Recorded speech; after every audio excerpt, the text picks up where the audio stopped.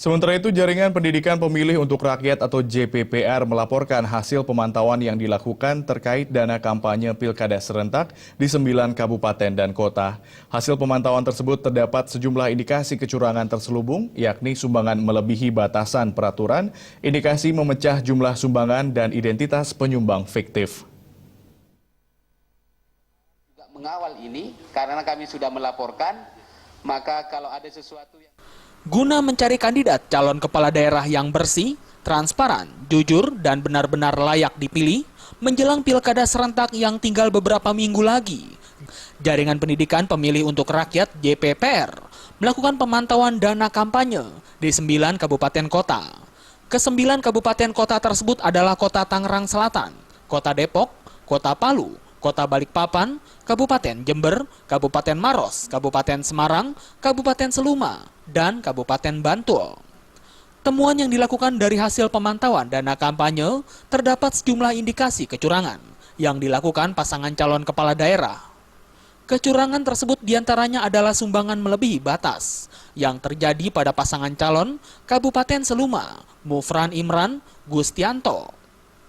Pada pasangan Mufran Gustianto, terdapat perseorangan atas nama Mulyadi menyumbang melebihi batas yang ditentukan yakni 50 juta rupiah. Temuan lainnya adalah adanya identitas penyumbang fiktif, seperti pasangan calon wali kota dan wakil wali kota Balikpapan, HM Rizal Effendi Rahmat Masud, yang diduga menerima sumbangan dari perusahaan yang alamatnya diduga fiktif, yakni PT Barokah Gemilang Perkasa.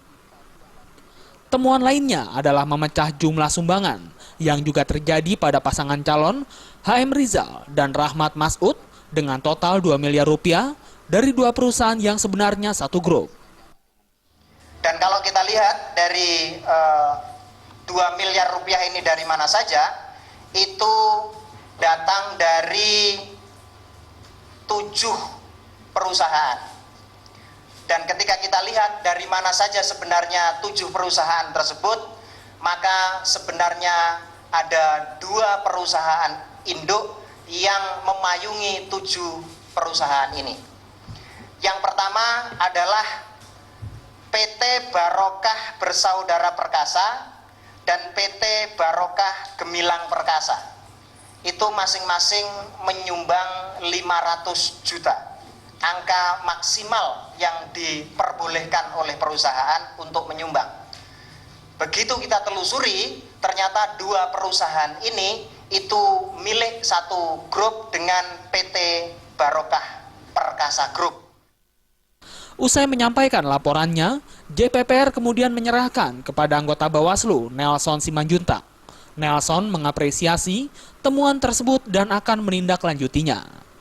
Terima kasih dan sangat mengapresiasi kerja-kerja pengawasan atau pemantauan dana kampanye yang sudah dilakukan oleh JPPR, dan saya kira ini merupakan suatu hasil yang sangat baik dan banyak temuan-temuan yang cukup berarti yang dapat kami tindak lanjuti dalam melaksanakan tugas-tugas pengawasan. Dari Jakarta, Maria Magdalena dan Muhammad Ibrahim melaporkan.